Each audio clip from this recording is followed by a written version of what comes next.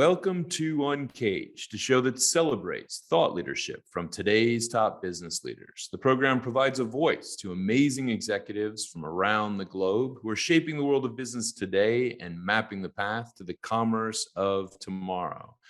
Today, we're speaking with Jared Wilson. Hey, Jared, how are you? I'm doing well. How are you doing today? I'm very, very well. I love your title. Jared is the Chief Innovation Officer and Managing Director of Global Sales for ABCD and Company. We'll talk a bit more about ABCD and Company in a second. They are a leading advertising events and marketing agency, and we'll talk about kind of the amazing work that they're doing right now. But before we get there, Jared, tell us a little bit about yourself and your career today. Yeah, no, I appreciate it. And thank you so much for this opportunity. Once again, I'm Jared Wilson. I'm the Chief Innovation Officer and Managing Director of Global Sales. Long title. It's a dual role at ABCD and Company, which is actually the name of our four partners. People always ask, they're like, wait, is ABCD really the name? The four founding partners actually is Amber, Brittany, Corey, and Dorisha. And then you have and Company, the rest of us. Well, I thought it was, when I heard the name back in the day, I'm going to show my age here, Jared. That was kind of a way you'd get at the beginning of a phone book. You'd put the letter A at the beginning. So, I tell people to help it out. I said, always bringing creative direction. So I was like, there's another acronym for those who don't know that the behind the scenes story. But as the innovation officer, as I mentioned, is a dual role. But as chief innovation officer, my number one role and objective is what I always say is making people uncomfortable in a good way. Uncomfortable in the sense of when you're uncomfortable is when you grow the most. And so as a firm and as we work with our clients internally and externally, all of our stakeholders, as I would say it, my job is to help us really get out of our comfort zone, challenge our status quos, challenge our thought process, and really help us explore our backgrounds, what makes us unique, our differences, our work experience, all of the above. Because when we're able to do that, we're able to really cover our behinds in some cases. We're able to close gaps where we could not see, find our blind spots, and make sure they're accounted for. And what that allows us to do is then really have a closer team, because we've been able to really understand and learn each other in different ways. And that leads to a great end product, which goes to our external stakeholders, our clients. Yeah. So it's a very, it doesn't seem like it should be that hard, but it can be very challenging when you're leading. Oh yeah, absolutely. And I think that, the story of ABCD and Company over, the recent history is really interesting. I mean, we were talking before the show that it's a minority-owned business. It's a company that certainly looks into kind of making sure that it supports and drives diversity, equity, and inclusion in your solutions. And so it'd just be great to get a sense of what ABCD is really focused on right now. Yeah, thank you for that. Yeah, we are, as I like to say, a triple threat. We are a minority-owned firm, so we're a Black-owned business. We're majority woman-owned business. We're HBCU-led. That's the triple threat, as I put it in. You're absolutely right. I mean, diversity is very much breeds through our entire organization, and doesn't just mean that because we are a minority-owned business means our focus is minority business or other minority efforts. It's really not. I mean, we are no different than any other firm. We just have a completely different perspective from a leadership and from how we conduct our business day in and day out. As a firm, and I think especially through the pandemic, what you've seen is a lot of people have websites back in the day to say, oh, if you have a business, you're a real business. If you have a website, you're a real business. And then when the pandemic happened, they're like, oh, wait, our business now needs to be able to do something. And we now have to reach people in ways that we haven't before. And so for us, the pandemic actually has helped us grow because people are looking for different ways, unique ways to reach all of their stakeholders. So whether it's redeveloping websites, whether it's revisiting branding and messaging efforts, as well as clearly in the event space, all the events kind of shut down for a whole year. It's bad when the NFL stops playing, and then all of a sudden, now people are trying to get in that flow of what's the new norm. People were afraid of. So I think that's a really interesting a challenge that you guys faced, where you clearly had thriving events capability in a business, and then you obviously have other areas that you play in. How did that shape out for you over the last couple of years? Yeah, I think with all change, you either embrace it or you run from it. And for us, Mhm. when everything happened, of course, it was like that week of what are we going to do? And then it was very much let's pivot. You have to go for a fight for adversity. And for us, we were able to pivot with technology to really find different ways. So for us, what helped us survive and then end up thriving was we said, all right, we need a new creative service line. And so what Mhm. we did was clearly one of the big parts of events is people love the engagement. So we Mhm. immediately was able to reach out to certain partners and we created PPE boxes. We created specific theme boxes that businesses could send directly to their clientele so that they could still feel that experience of, oh, we're all together, as opposed to people getting tired of Zoom fatigue, if you will. The other half is clearly the other piece of it, which is people also got better with Zoom. People are like, all right, let's get on here and let's utilize it. But we really went into the frame of testing new technologies to say, how can we make our practice more interactive?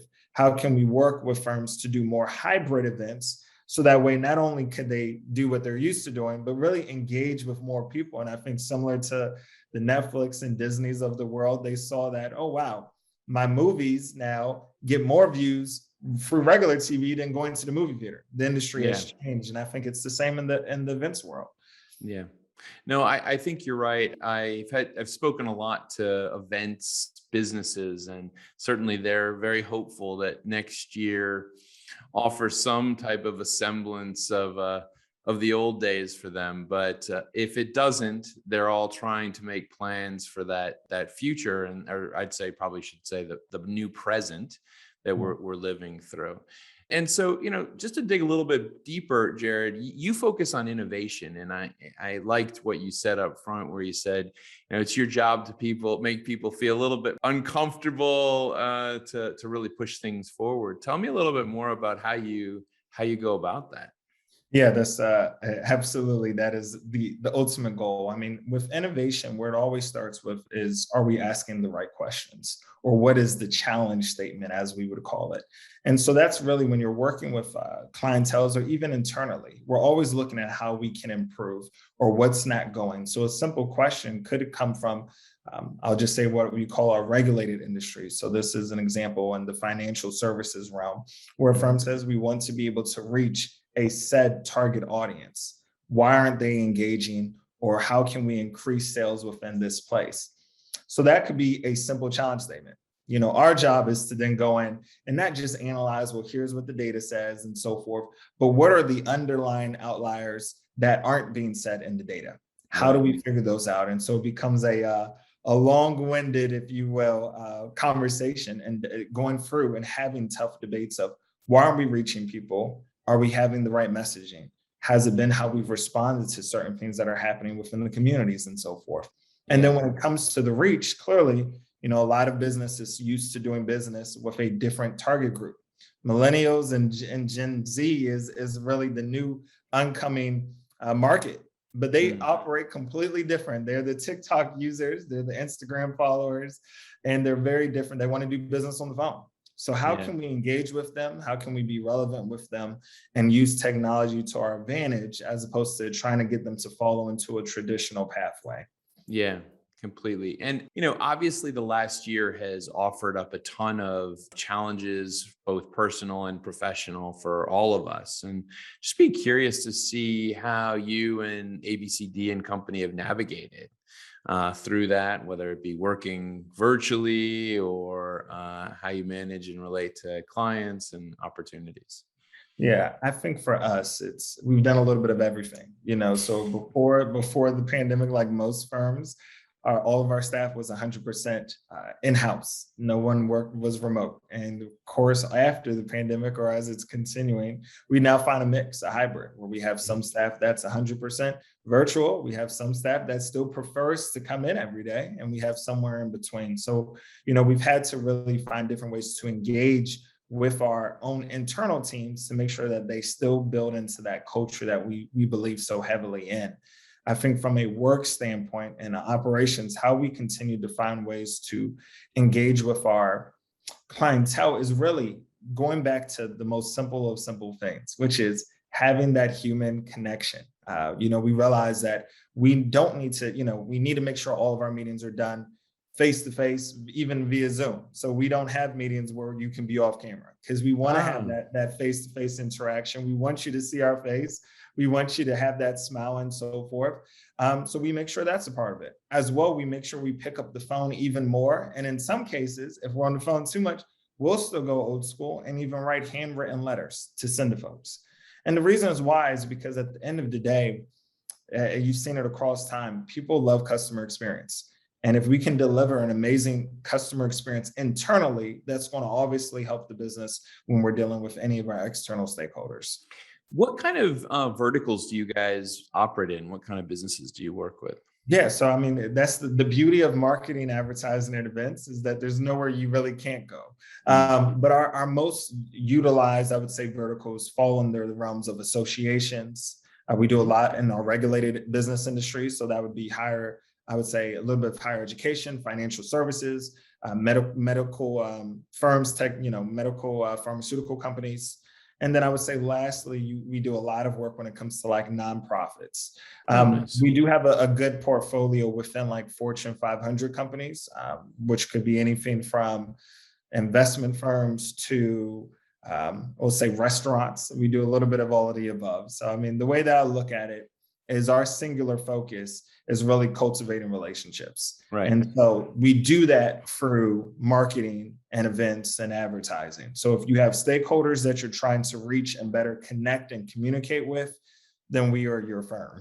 Yeah, then you guys are the people to work with. Well, it's great to hear about ABCD and what you guys are doing now. But as you, I guess, in some ways, as the innovation officer, you have to play that lovely Nostradamus role every once in a while. When clients ask you, well, Jared, what's next? Where are we going? What's going to be the future? So maybe you can enlighten us a little bit and tell us like where you see things going. Yes, let me go check my crystal ball right now to tell people.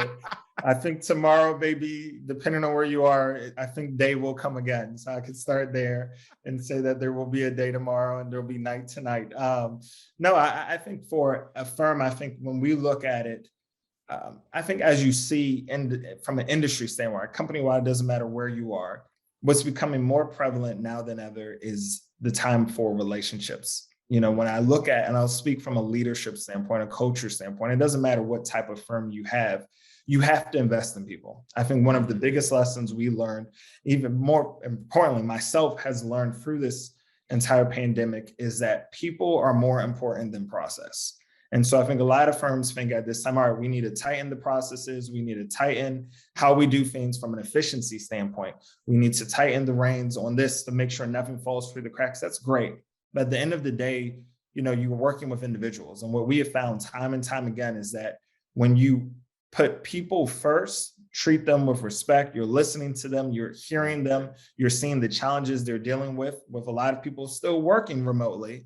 You have mothers who have children in the background. And it's like, if you're not understanding, and even for that matter, fathers with the dogs in the background, you have a little bit of everything. If you're not understanding to just that simple piece of let me listen to my team, then you're not going to go anywhere. We're seeing historic numbers of people quitting jobs. Yeah. It's never because they don't like what they're doing. It's because they don't like the culture or they're having challenges with their boss. So for us right now, the number one thing, and I think as we continue through this pandemic, is if you put people first, you're going to get tenfold the dividends back.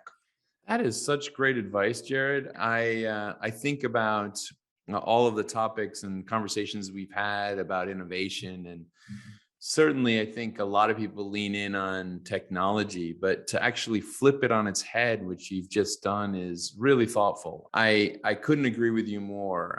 One of the things that we've all seen over the pandemic is that there's a real need for higher levels of empathy, human understanding, kind of looking at a person from a holistic perspective. And I think you're spot on. So I'm excited to hear what you guys do in the future. We've been speaking with Jared Wilson. He is the Chief Innovation Officer and Managing Director of Global Sales at ABCD and Company. He's been providing us an overview of really everything that ABCD and Company has been doing over the last couple of years. Really helping companies move forward in advertising, events, and marketing efforts, as well as kind of looking at that activity and how it plays a role in society. And so, Jared, thank you so much for that. I'd love to know if someone wanted to reach out and learn more about what you guys are doing, where they can find you. Yeah, absolutely. Thank you for that. It's definitely been fun talking to you and having this time. So I appreciate that. Of course, you guys can find us at our website, which is abcdandcompany.com. That's obviously our go-to place as well. We're also on all social media handles. So at ABCD and Company. You can find us on Instagram, on Facebook, on LinkedIn, and Twitter as well. If you're trying to reach me directly, you can find me anywhere on those same places. My tag is at Jared PT Wilson, as well on LinkedIn, Jared Wilson. You can find me there too. So thank you very much for this opportunity again. Yeah, absolutely, Jared. Thank you so much for being on the show, and we look forward to talking to you again in the future. Thank Cheers. you.